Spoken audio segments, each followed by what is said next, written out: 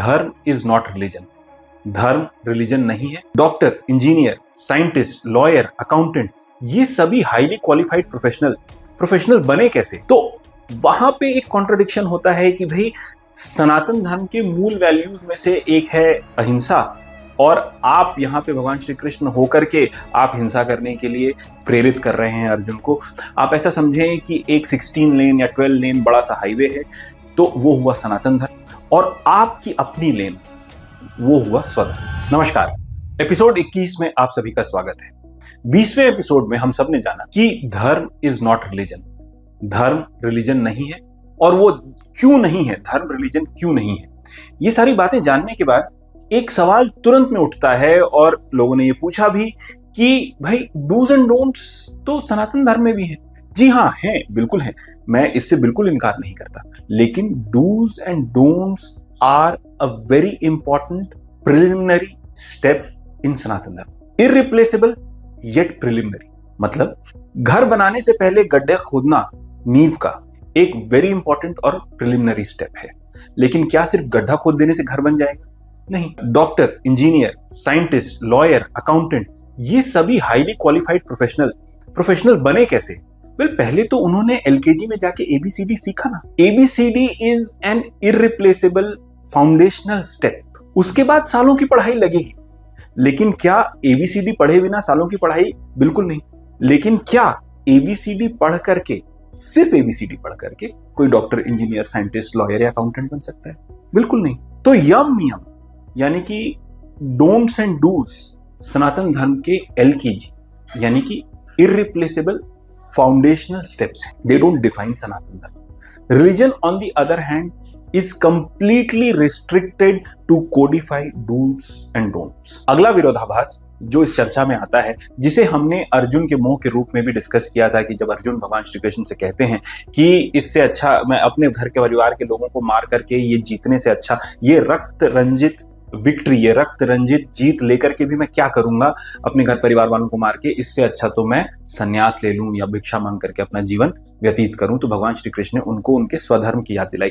तो वहां पे एक कॉन्ट्रडिक्शन होता है कि भाई सनातन धर्म के मूल वैल्यूज में से एक है अहिंसा, और आप यहाँ पे भगवान श्री कृष्ण होकर के आप हिंसा करने के लिए प्रेरित कर रहे हैं अर्जुन को। तो यहाँ पे एक विरोधाभास होता है सनातन धर्म और स्वधर्म के बीच में। तो इसको भी हमको क्लैरिफाई करना होगा। देखिए, सनातन धर्म और स्वधर्म में कोई विरोधाभास नहीं है। आप ऐसा समझें कि एक 16 लेन या 12 लेन बड़ा सा हाईवे है, तो वो हुआ सनातन धर्म, और आपकी अपनी लेन वो हुआ स्वधर्म। तो जब तक आप अपनी लेन में चल रहे हैं, दूसरों को डिस्टर्ब नहीं कर रहे हैं, आपका भी एक्सीडेंट नहीं होगा, किसी और का भी एक्सीडेंट नहीं होगा। जैसे ही आप अपनी लेन क्रॉस करके हैवी बिजी ट्रैफिक में दूसरी लेन में जाने की कोशिश करेंगे, तो आपका भी एक्सीडेंट होगा और पीछे भी डिसरप्शंस होंगे। तो सनातन धर्म और स्वधर्म में there is absolutely no contradiction, लेकिन हमको इस स्ट्रक्चर को समझना होगा।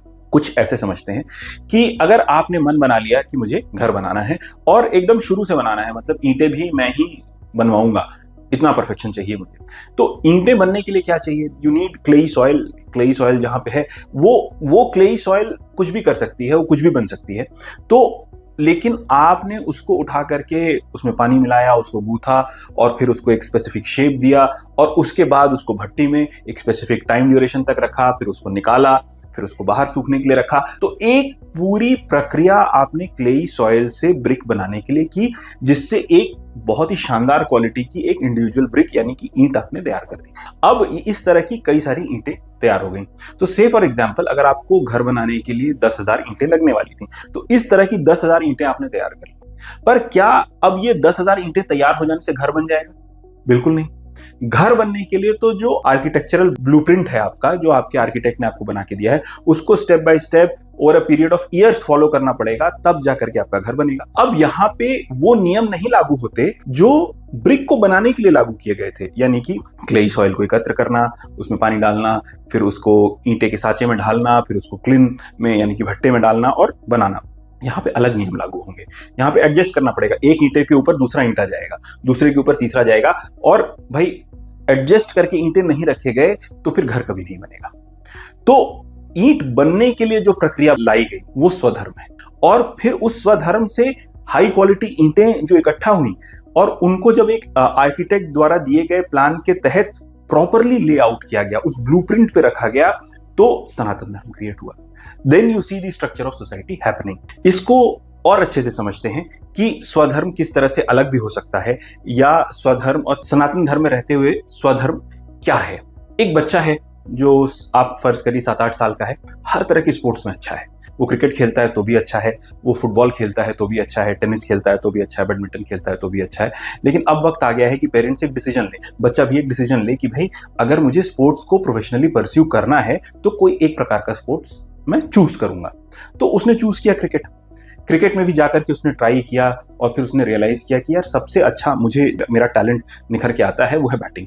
तो उसने अब क्रिकेट और क्रिकेट में भी बैटिंग चूज कर लिया है। तो उस पे ऑटोमेटिकली यम और नियम लागू हो जाते हैं। डोंट्स मतलब अब उसको जो भी पढ़ाई लिखाई करने के बाद जो टाइम बचा है वो वीडियो गेम खेलने में या टेनिस खेलने में या बैडमिंटन खेलने में वेस्ट नहीं करना। और मैं कह रहा हूं वेस्ट करना क्यों? क्योंकि अब उसने ध्येय बना लिया है कि उसको क्रिकेटर बनना है, तो उसको बॉलिंग पे भी अपना टाइम वेस्ट नहीं करना है, उसको सिर्फ बैटिंग और फील्डिंग पे अपना टाइम लेना है। तो अपने आप ही उस पे यम लागू हो गए, उस पे नियम भी अपने आप लागू हो गए। If he has to succeed, if he really has to become a professional cricketer one day, तो नियम भी लागू हो गए कि भाई संडे हो चाहे मंडे, जनवरी हो चाहे दिसंबर, हर हाल में हर रोज उठ करके जो कोच ने प्लान बनाया है सेट आवर्स का, वो चाहे 4 घंटे का हो चाहे 6 घंटे का, अपनी पढ़ाई लिखाई करने के बावजूद वो टाइम देना ही पड़ेगा अपने आप को एक कुशल क्रिकेटर बनाने के लिए।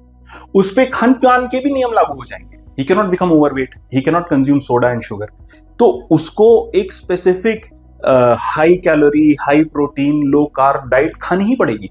उसके खान पान पे भी रोक टोक लग गई, उस पे नियम लग गए कि ये डोंट्स हैं, ये सारी चीजें आप नहीं खा सकते, ये सारी चीजें आप खा सकते हो। क्यों? क्योंकि उसको एक प्रोफेशनल क्रिकेटर बनना है। तो जो लोग यम और नियम का मजाक उड़ाते हैं, जो कहते हैं कि भाई अरे इसमें तो खान पान पे भी रिस्ट्रिक्शन है और पहनावे पे भी रिस्ट्रिक्शन है, तो आप देखिए ये यम और नियम कहाँ नहीं है। एक क्रिकेटर बनने के लिए, एक डॉक्टर बनने के लिए, एक इंजीनियर बनने के लिए भी तो आपको यम फॉलो करने पड़ते हैं, वही सब्जेक्ट पढ़ना है। अगर आपने मन बना लिया कि आपको डॉक्टर बनना है तो फिर मैथ्स से आपका ध्यान हट गया, आप बायोलॉजी पे ध्यान देने लगे, फिर आप आईआईटी का एंट्रेंस एग्जाम नहीं देने जा रहे, आप नीट दोगे, वैसे ही आप प्रोग्रेस कर सकते हो। तो सिमिलरली जीवन जीने के लिए बेस्ट तरह का जीवन अगर हमने प्लान कर लिया कि ये हमारा ब्लूप्रिंट है, तो उसको जब तक हम फॉलो नहीं करेंगे तो हम आउटकम तक नहीं पहुंचेंगे। लेकिन अब यहीं पे अगर आप देखें कि अगर स्पोर्ट्स, तो सभी स्पोर्ट्स एक कैटेगरी में आप कह सकते हैं स्पोर्ट्स हुए, तो वो जो क्रिकेटर है बच्चा, उसी की क्लास में एक और बच्चा है जिसने बॉक्सिंग एज अ स्पोर्ट ले लिया, तो उसकी स्वधर्म की लेन अलग हो गई, उसका प्रैक्टिस रूटीन अलग हो गया, वो कौन सी मांसपेशियों को डेवलप करेगा अपनी फिजिकल स्ट्रेंथ बढ़ाने के लिए वो अलग हो गया, उसकी डाइट अलग हो गई, उसका ट्रेनिंग रूटीन अलग हो गया, उसका रेस्ट रूटीन अलग हो गया। तो जब तक वो अपनी लेन में रहेंगे, मतलब बॉक्सर अपना रूटीन फॉलो करेगा और क्रिकेटर अपना, बैट्समैन अपना रूटीन फॉलो करेगा, वो प्रोफेशनल क्रिकेटर और बॉक्सर बन सकेंगे।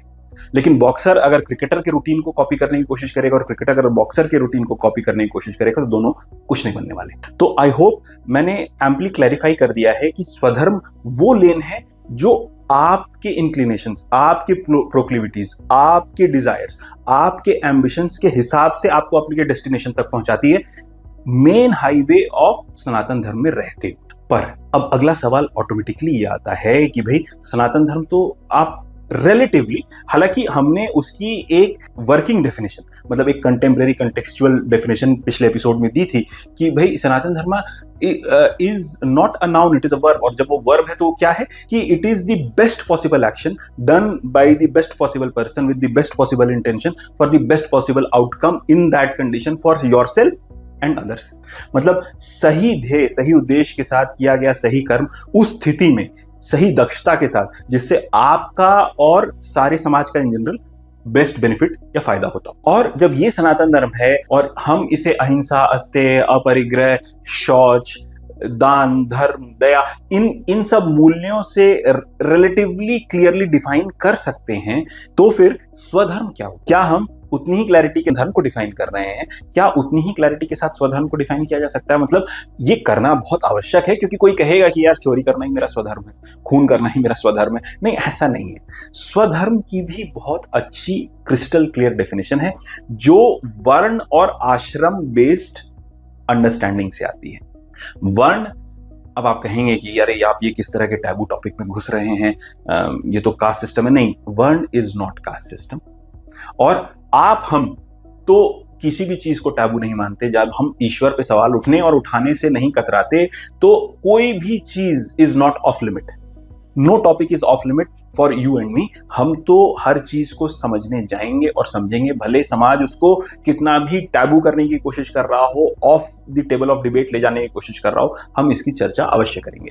तो अब हम आते हैं वर्ण व्यवस्था पे। वर्ण व्यवस्था जैसे आप जानते हैं ब्राह्मण, क्षत्रिय, वैश्य और शूद्र है, इसको हम समझेंगे। और उसके बाद आश्रम व्यवस्था है, ब्रह्मचर्य, गृहस्थ, वानप्रस्थ और सन्यास।